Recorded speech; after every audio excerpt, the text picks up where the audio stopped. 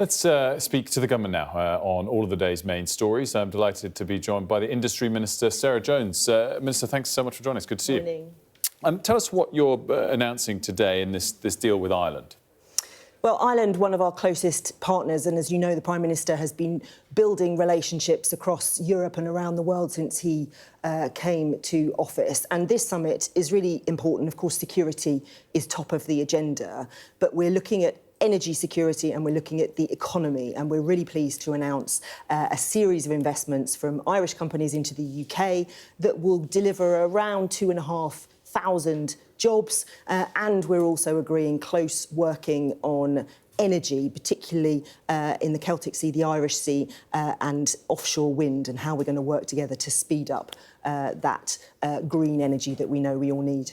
And talk to us about the fact that at the same time it's now fully confirmed that no new drilling contracts will be awarded in terms of North Sea oil and gas.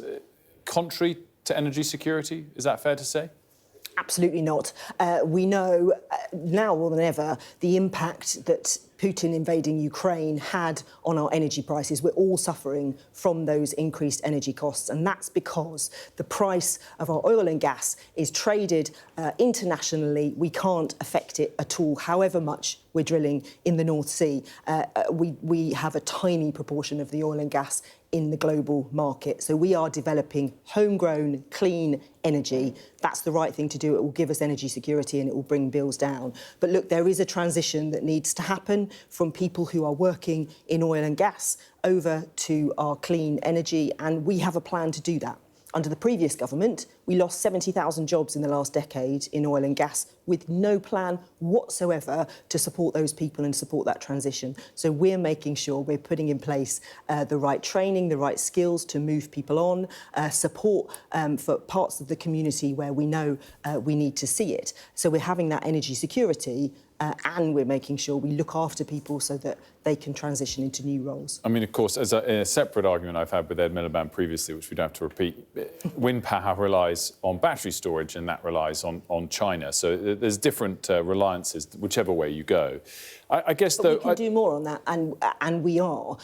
Of course, you're right, but we can do more in the UK when it comes to battery, new technology development, building the batteries ourselves and trying to make sure some of those supply chains come to the UK. That's hard, but Ed Miliband's working very hard on that, and we'll see fruits of that. Well, great, but not for decades. I mean, it's good to hear you acknowledge that a shift to wind is a reliance on China.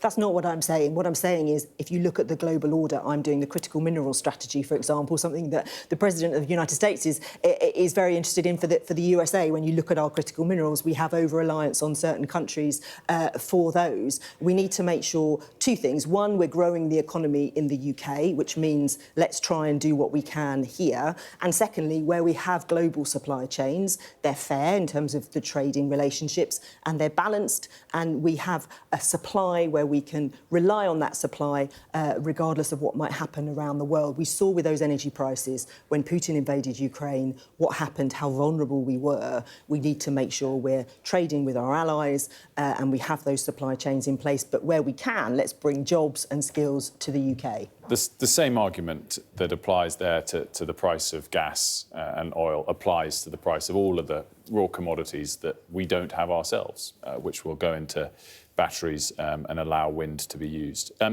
Wanted to move on and talk about fresh accusations yesterday of two-tier justice, which I'm sure you've seen. Talk to me about your views on this, the government's views on this, and how this has kind of all of a sudden emerged as it did yesterday. So this is a decision from the Sentencing Council. This government doesn't agree with that decision, and the Justice Secretary has written to the Sentencing Council to ask them to look again at this decision.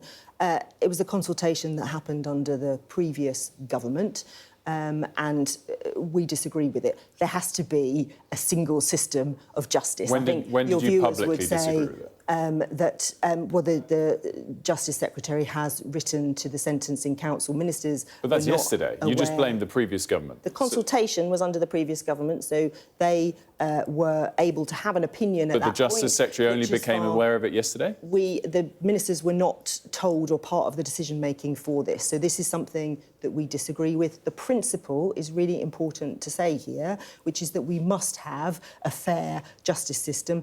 Everyone must be treated equally. We must not have two-tier systems of justice. I think your viewers would agree with that. I don't think anybody would disagree with that. So we are asking the Sentencing Council to look again at these guidance that they've put out. Which is all very clear, as was the Justice Secretary's statement yesterday. But you're trying to apportion some of the blame to the previous government here. I've looked through the minutes for the last 3 months of these meetings from the Sentencing Council. It started to be mentioned and discussed the prior 2 months and was decided on in the most recent set of minutes, which was the January meeting. Even just snapshotting those 3 months, if the government has an issue about it, why is the letter only being sent yesterday? Well, ministers have expressed a view, which is that we don't agree with this. Ministers were not part of the decision-making process. The Sentencing Council is independent. So that's fine. Think about the wider situation. So do you withdraw the criticism that this is the prior government's fault? No, I didn't say it was the prior government's fault. I said the consultation happened under the previous government. The Sentencing Council... An erroneous fact, then, you acknowledge now. The Sentencing Council is independent, and I was making a comment that, of course, the consultation happened under the previous government. We know the justice system is in tatters across the board in terms of the announcements that we made yesterday, the work that we're trying to do to speed up court cases, the delays to justice, the creaking prison system that we have. We know there is a raft of changes that we need to make to put right what has gone before. But it's really important that your viewers are clear about our view of the principle of this, which is that we do not agree with a two-tier system. We think everybody must be treated fairly,